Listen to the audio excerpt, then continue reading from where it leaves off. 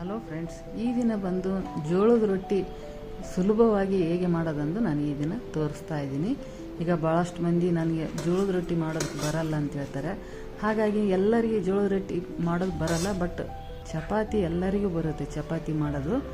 ಆ ಚಪಾತಿ ಥರನೇ ನಾವು ಈ ಒಂದು ಜೋಳದ ರೊಟ್ಟಿ ಮಾಡೋದು ಹೇಗೆಂದು ನಾನು ತೋರಿಸ್ತಾ ಇದ್ದೀನಿ. ನೋಡಿ, ಈ ರೀತಿ ಮಾಡ್ಕೊಳ್ಬೋದು. ತುಂಬಾ ಮೆತ್ತಗೆ ಅಂದರೆ ಸಾಫ್ಟಾಗಿ ಆಗಿದ್ದಾವೆ. ಹಾಗೆ ತಳುವಾಗಿ ಕೂಡ ನಾವು ಮಾಡ್ಕೊಂಡಿದ್ದೀನಿ. ನೀವು ತಳುವಾಗಿ ಮಾಡ್ಕೋಬೋದು, ಇಲ್ಲ ದಪ್ಪ ಕೂಡ ಮಾಡ್ಕೊಳ್ಬೋದು. ನೋಡಿ, ತುಂಬಾ ಮೃದುವಾಗಿ ಆಗಿದ್ದಾವೆ ಈ ಒಂದು ಜೋಳದ ರೊಟ್ಟಿ ತಿನ್ನೋದ್ರಿಂದ ಈಗ ನಮಗೆ ಬೇಸಿಗೆ ಟೈಮ್ನಲ್ಲಿ ಗೋಧಿ ಚಪಾತಿ ತಿಂದರೆ ಸ್ವಲ್ಪ ಬಾಡಿಗೆ ಹೀಟ್ ಅಂತಲೇ ಹೇಳ್ಬೇಕು ನಮ್ಮ ಒಂದು ದೇಹಕ್ಕೆ. ಈ ಒಂದು ಜೋಳ ತಿನ್ನೋದ್ರಿಂದ ತಂಪಂತಲೇ ಅನಿಸುತ್ತೆ. ಹಾಗೆ ನೋಡಿ, ಈಗ ಯಾವುದೇ ತರಕಾರಿ ಈ ಒಂದು ಜೋಳದ ರೊಟ್ಟಿಗೆ ತುಂಬಾ ಚೆನ್ನಾಗಿರುತ್ತೆ. ಹಾಗೆ ಒಂದು ಸಲ ನಾವು ಮಾಡಿ ಡಬ್ಬದಲ್ಲಿ ಎತ್ತಿಟ್ಕೊಂಡು ಅದು ಒಂದು ಸ್ಟೀಲ್ ಬಾಕ್ಸ್ ಆಗಿರ್ಬೋದು, ಈ ಥರ ಕವರ್ ಮಾಡಿ ಇಟ್ಕೊಂಡ್ರೆ ಇಡೀ ದಿನ ಮೆತ್ತಗೆ ಹಾಗೆ ಇರುತ್ತೆ. ನೆಕ್ಸ್ಟ್ ಇದು ಮಾಡೋದು ಹೇಗಂದು ನೋಡೋಣ. ಮೊದಲಿಗೆ ನಾನು ಈ ಒಂದು ಲತ್ತಿಪಿಡಿ ಅಂತ ಹೇಳ್ತಾರೆ ಅಥವಾ ಬೆಲ್ಲಣಿಗೆ ಅಂತ ಹೇಳ್ತಾರೆ, ಇದಕ್ಕೆ ನಾನು ಪ್ಲಾಸ್ಟಿಕ್ ಕವರ್ ಹೇಗೆ ಹಾಕೋದಂದು ತೋರಿಸ್ತಾ ಇದ್ದೀನಿ. ನಾನು ದಿನಾಲು ಕವರ್ ಹಾಕ್ಕೊಂಡದನ್ನು ಮಾಡ್ತಾಯಿದ್ದೀನಿ. ಹಾಗೆ ಮಾಡಿದರೆ ರೊಟ್ಟಿಗೆ ಹಿಂಗೆ ತೀಡೋ ಟೈಮ್ನಲ್ಲಿ ಅಂಟಿಕೊಳ್ಳುತ್ತೆ. ಈ ಒಂದು ಕವರ್ ಹಾಕಿ ಮಾಡಿದರೆ ಅಂಟಿಕೊಳ್ಳಲ್ಲ. ಹಾಗಾಗಿ ಕವರ್ ಹಾಕ್ಕೊಂಡ್ರೆ ಒಳ್ಳೆಯದು. ತೋರಿಸ್ತಾ ಇದ್ದೀನಿ ನೋಡಿ. ಈಗ ಪ್ಲಾಸ್ಟಿಕ್ ಬ್ಯಾಗ್ ಇರುತ್ತಲ್ಲ, ಆ ಬ್ಯಾಗನ್ನು ಈ ಕಡೆ ಎರಡು ಬದಿನ ನಾನು ಕಟ್ ಮಾಡ್ತಾಯಿದ್ದೀನಿ. ಒಂದು ಪ್ಲಾಸ್ಟಿಕ್ ಕವರ್ನ ಅಲ್ಲಿ ಎರಡು ನಾವು ಮಾಡಿಕೊಳ್ಬೋದು, 2 ಪೀಸು ಮಾಡಿಕೊಳ್ಬೇಕಾಗುತ್ತೆ. 2 ಪೀಸು ನಾನು ಮಾಡಿಕೊಳ್ತಾ ಇದ್ದೀನಿ. ಈ ರೀತಿ ನಾವು ಮಾಡಿಕೊಂಡು ಒಂದು ಸಲ ನಾವು ಒಂದು ಕವರ್ ಹಾಕ್ಕೊಂಡ್ರೆ ನೀವು 1 ಮಂತ್ವರೆಗೆ ಚೇಂಜ್ ಮಾಡೋದೇನು ಬೇಕಿರಲ್ಲ. ನೀವು ಎಷ್ಟು ದಿನ ಆದರೂ ಕೂಡ ಹಾಗೆ ಇಟ್ಕೊಳ್ಬೋದು. ತೀರಾ ಹಳೇದಾದರೆ ನಾವು ಚೇಂಜ್ ಮಾಡ್ಕೊಳ್ಬೋದು. ನೋಡಿ, ನಾನು ತೋರಿಸ್ತಾ ಇದ್ದೀನಿ ನೋಡಿ. ಈ ಥರ ಕವರ್ನ ಕರೆಕ್ಟಾಗಿ ಈ ಥರ ಟೈಟಾಗಿ ಹಿಡ್ಕೊಂಡು ಈ ಥರ ಫೋಲ್ಡ್ ಮಾಡ್ಕೊಳ್ಬೇಕಾಗುತ್ತೆ. ಈ ಥರ ನೋಡಿ, ಈ ಥರ ಈಗ ಒಂದು ಸಲ ನಾವು ಮಾಡಿ ಇಟ್ಕೊಂಡ್ರೆ ಎಷ್ಟು ದಿನ ಆದರೂ ಕೂಡ ಏನೂ ಆಗಲ್ಲ. ಇದು 2 ಬದಿ ಇರುತ್ತಲ್ಲ, 2 ಬದಿಗೆ ನೀವು ಮನೆಯಲ್ಲಿ ಸೆಲೋ ಟೇಪ್ ಅಂತ ಹೇಳ್ತೀವಲ್ಲ, ಆ ಟೇಪ್ ಹಾಕ್ಕೋಬೋದು. ಇಲ್ಲಾಂದರೆ ಮನೇಲಿ ಇಲ್ಲ, ಸೆಲೋ ಟೇಪ್ ಇಲ್ಲ ಅಂತಂದರೆ ದಾರ ಇರುತ್ತಲ್ಲ, ಈ ಒಂದು ಮಿಷಿನಲ್ಲೇ ದಾರ ಇರುತ್ತಲ್ಲ, ಆ ದಾರನ 2 ಕಡೆ ಗಟ್ಟಿಯಾಗಿ ನಾವು ಕಟ್ಕೊಂಡ್ರೆ ಸಾಕಾಗುತ್ತೆ. ಇಲ್ಲಾಂದರೆ ಈ ಥರ ಸೆಲೋ ಟೇಪು ಹಾಕ್ಕೊಳ್ಬೋದು. ನೋಡಿ, ಟೈಟಾಗಿ ಹಿಡಿದು ಈ ಥರ ಹಾಕ್ತಾಯಿದ್ದೀನಿ. 2 ಕಡೆ ನಾವು ಹಾಕ್ಕೊಳ್ಳೋಣ. ಚೆನ್ನಾಗಿ ಹಾಕ್ಕೊಂಡು ಒಂಥರ ಕ್ಲೀನಾಗಿ ಸಾಪ ಮಾಡ್ಕೋಬೇಕಾಗುತ್ತೆ. ಈ ಥರ ಮಾಡ್ಕೊಂಡು 2 ಕಡೆ ನಾನು ನೋಡಿ 2 ಕಡೆ ಸೆಲೋ ಟೇಪ್ ಹಾಕ್ಕೊಂಡಿದ್ದೀನಿ. ಇಲ್ಲಾಂದರೆ ನೀವು ದಾರ ಕೂಡ ಕಟ್ಕೊಳ್ಬೋದು. ಈ ರೀತಿ ನಾವು ಕವರ್ ಹಾಕಿ ಮಾಡೋದ್ರಿಂದ ರೊಟ್ಟಿ ಅಂಟಿಕೊಳ್ಳಲ್ಲ. ನಾವು ತೀಡ್ತಾ ಇರ್ತೀವಲ್ಲ, ಆ ತೀಡೋ ಟೈಮ್ನಲ್ಲಿ ಅಂಟಲ್ಲ, ಚೆನ್ನಾಗಿ ಬರುತ್ತೆ. ಹಾಗಾಗಿ ಈ ಥರ ಕವರ್ ಹಾಕ್ಕೊಂಡ್ರೆ ಒಳ್ಳೆಯದು, ರೊಟ್ಟಿ ಮಾಡೋದಕ್ಕೆ ಒಳ್ಳೆಯದು ಅಂತಲೇ ಹೇಳ್ಬೋದು. ನೋಡಿ, ನಾನು 2 ಹಾಕ್ಕೊಂಡಿದ್ದೀನಿ. ನೆಕ್ಸ್ಟ್ ಈಗ ರೊಟ್ಟಿ ಹಂಚು ಅಂತ ಹೇಳ್ತಾರೆ. ಇದು ರೊಟ್ಟಿ ಹಂಚು ಈ ಥರ ಹಂಚಿದ್ರೆ ರೊಟ್ಟಿ ಚೆನ್ನಾಗಿ ಬರುತ್ತೆ. ಮಧ್ಯದಲ್ಲಿ ತೆಗ್ಗಿರುತ್ತೆ. ಇದು ಈ ಥರ ಇರುತ್ತೆ ನೋಡಿ, ತೆಗ್ಗಿರುತ್ತೆ. ಹಿಂದ್ಗಡೆ ಈ ಥರ ಇರುತ್ತೆ. ಈ ಒಂದು ರೊಟ್ಟಿ ಹಂಚಿದ್ರೆ ಚೆನ್ನಾಗಿ ಆಗುತ್ತೆ ರೊಟ್ಟಿ. ಇಲ್ಲ ನೀವು ಚಪಾತಿ ಹಂಚಿನಲ್ಲಿ ಕೂಡ ಮಾಡಿಕೊಳ್ಬೋದು. ನೆಕ್ಸ್ಟ್ ಈಗ ಜೋಳದ ಹಿಟ್ಟಿದು ನಾನು ಗಿರಣಿಯಲ್ಲಿ ಜೋಳ ತಗೊಂಡು ಹಿಟ್ಟು ಮಾಡಿಸಿದ್ದೀನಿ ಈ ಥರ ನೈಸಾಗಿ. ಇಲ್ಲಾಂದರೆ ನೀವು ಈಗ ಎಲ್ಲ ಶಾಪುಗಳಲ್ಲಿ ಸಿಗುತ್ತೆ ಜೋಳದ ಹಿಟ್ಟು, ನೀವು ತೊಗೊಂಬರ್ಬೋದು. ನೆಕ್ಸ್ಟ್ ಈಗ ನಾನು ಅಳತೆ ಮಾಡಿ ತೋರಿಸ್ತಾ ಇದ್ದೀನಿ ನೋಡಿ. 2 ಕಪ್ಪು ನಾನು ಈ ಒಂದು ಜೋಳದ ಹಿಟ್ಟು ಹಾಕ್ಕೊಂಡಿದ್ದೀನಿ. ಯಾಕಂದರೆ ನೀರು ಕೂಡ ನಾನು ಕರೆಕ್ಟಾಗಿ ಅಳತೆ ಮಾಡಿ ಹಾಕೋದ್ರಿಂದ ರೊಟ್ಟಿ ಚೆನ್ನಾಗಿ ಬರುತ್ತೆ. ಹಾಗಾಗಿ ತೋರಿಸ್ತಾ ಇದ್ದೀನಿ. 2 ಕಪ್ ಹಾಕ್ಕೊಂಡಿದ್ದೀನಿ. ಈಗ ಜಲ್ದಿ ಹಿಡ್ಕೊಳ್ಳೋಣ. ಈಗ ಒಟ್ಟು ಅಂತ ಹೇಳ್ತೀವಲ್ಲ, ಈ ಜೋಳದ ಒಟ್ಟು ಅಂತೇಳಿ ಅಂತಾರೆ. ಈ ಜೋಳದ ಒಟ್ಟನ್ನು ತೆಕ್ಕೊಳ್ಬೇಕಾಗುತ್ತೆ ನೋಡಿ. ಈ ಥರ ತೆಕ್ಕೊಳ್ತಾ ಇದ್ದೀನಿ.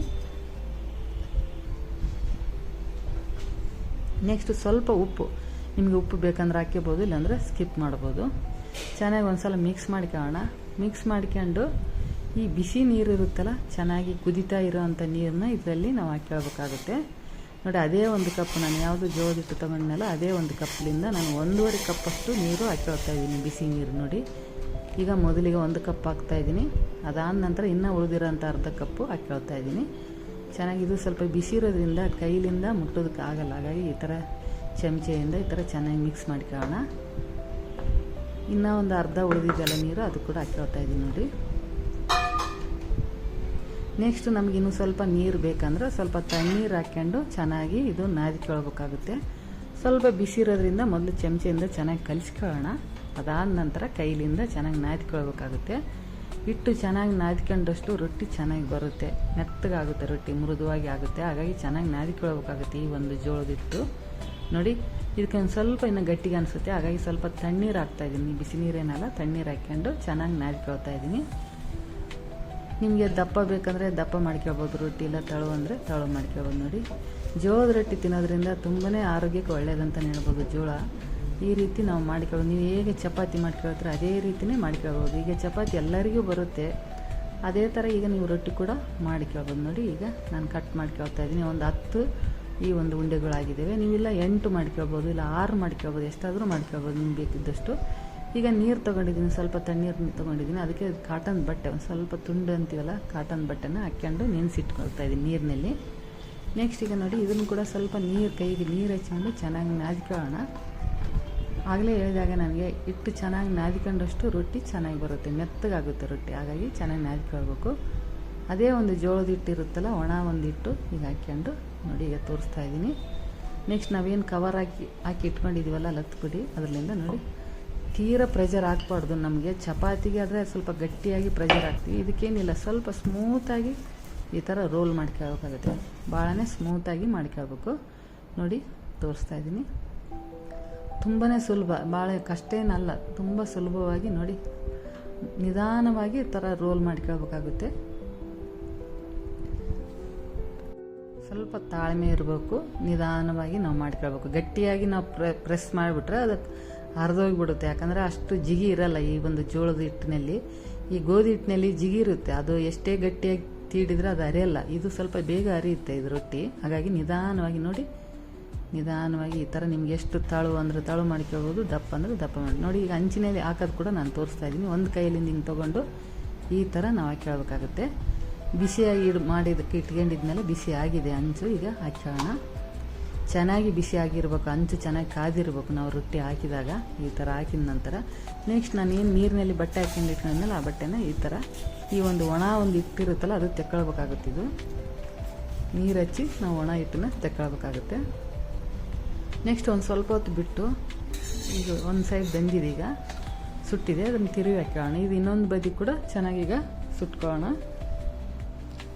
ನೋಡಿ ತುಂಬಾ ಚೆನ್ನಾಗಾಗುತ್ತೆ. ನೋಡಿ ಈಜಿ ಅಂತಲೇ ಹೇಳ್ಬೋದು, ನೀವು ಸುಲಭವಾಗಿ ಮಾಡ್ಕೊಳ್ಬೋದು ಈ ರೀತಿ. ಯಾರಿಗೆ ರೊಟ್ಟಿ ಬರಲ್ಲ ಅಂದರೆ ಈ ಒಂದು ನೀವು ವಿಡಿಯೋ ನೋಡಿದರೆ ಈಸಿಯಾಗಿ ಮಾಡ್ಬೋದು ಅಂತ ನೀವು ಕೂಡ ಮಾಡೋದಕ್ಕೆ ಟ್ರೈ ಮಾಡ್ತೀರಿ. ನೋಡಿ ಈ ಥರ ನಮ್ಮ ಕೈಲಿಂದ ಮಾಡ್ತಾರೆ, ನಮ್ಮ ಕೈ ಸುಡುತ್ತಂದರೆ ಚಮಚೆಯಿಂದ ಈ ರೀತಿ ಮಾಡ್ಕೊಳ್ಬೋದು. ನೋಡಿ ಇದೇ ರೀತಿ ಉಳಿದಿರೋಂಥ ರೊಟ್ಟಿನ ಮಾಡ್ಕೊಳ್ಬೇಕಾಗುತ್ತೆ. ನೋಡಿ ಈ ಥರ ಡಬ್ಬದಲ್ಲಿ ಹಾಕ್ತಾಯಿದ್ದೀನಿ. ಇದೇ ರೀತಿ ಉಳಿದಿರುವಂಥ ರೊಟ್ಟಿ ಮಾಡ್ಕೊಂಡ್ರೆ ಜೋಳದ ರೊಟ್ಟಿ ರೆಡಿ. ನೋಡಿದ್ರಲ್ಲ ಫ್ರೆಂಡ್ಸ್, ನನ್ನ ಒಂದು ರೆಸಿಪಿ ಇಷ್ಟ ನೀವು ಕೂಡ ಮಾಡೋದಕ್ಕೆ ಟ್ರೈ ಮಾಡಿ, ಹಾಗೆ ಲೈಕ್ ಮಾಡಿ, ಶೇರ್ ಮಾಡಿ. ಇದುವರೆಗೆ ನೀವು ನನ್ನ ಒಂದು ಚಾನಲ್ಗೆ ಸಬ್ಸ್ಕ್ರೈಬ್ ಆಗಿಲ್ಲ ಅಂದರೆ ಸಬ್ಸ್ಕ್ರೈಬ್ ಮಾಡ್ಕೊಳ್ಳಿ. Thank you.